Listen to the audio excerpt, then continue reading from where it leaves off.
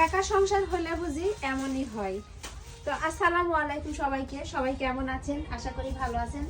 আলহামদুলিল্লাহ, আপনাদের দোয়া এবং ভালোবাসায় আমরা সবাই ভালো আছি। তো 2 দিন থেকে আমার বাবাটা অসুস্থ, সে খুব কান্নাকাটি করছে আর তার অনেক জ্বর।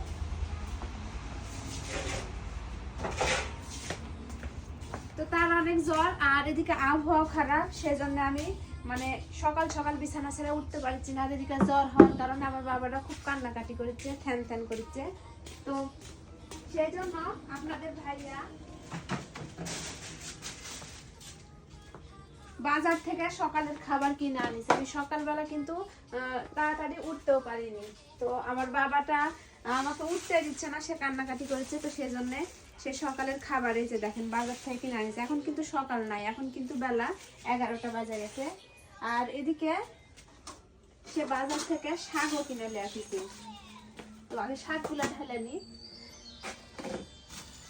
এই যে দেখেন কতগুলা বৈঠে শাক সে বাজার থেকে কিনে নিয়ে আসিছে।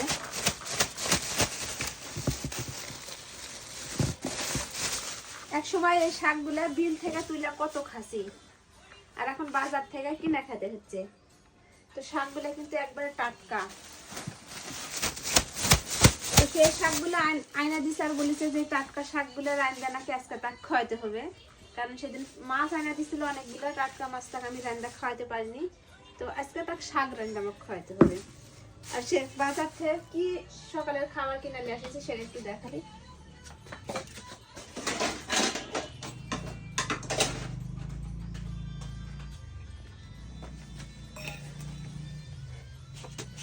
আমার মেয়েটাও কিন্তু এদিকে না খায় আছে, সেও কিন্তু খায়নি, আমরা কেউই খাইনি। আপনাদের ভাইয়া বাজারে গিয়ে ও এদিকে আমার বাবুর কিন্তু প্যাম্পাস ফুরে গেছিল। সে যেহেতু শীতের সময় বেশি প্যাম্পাস লাগে, তো সে প্যাম্পাস কিনতে যায়, প্যাম্পাস কিনেছে। আর এই যে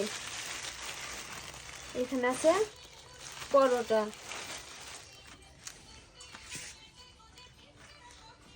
6টা পরোটা আনিছে। এতগুলো পরোটা আমরা খাইতে পারবো বলেন দিনই। আর পরোটার সাথে এই যে ডাল। এখন বাড়িতে আমি একটা ডিম ভাজবো। তো ডিম ভাজি আর এই ডাল ঝোল দিয়ে পরোটা খাই। আমরা সকালের খাবার খাবো পরোটা দিয়ে,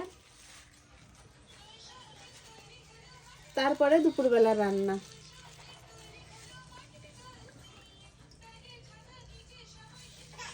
তো এই শীতকালে আপনাদের যাদের বাবু আছে সবাই বাবুকে সাবধানে রাখবেন, আর আমার বাবুর জন্য আপনারা সবাই দোয়া করবেন। তো সবাই ও আব্বা দেখেন কেমন কান্নাকাটি করেছে।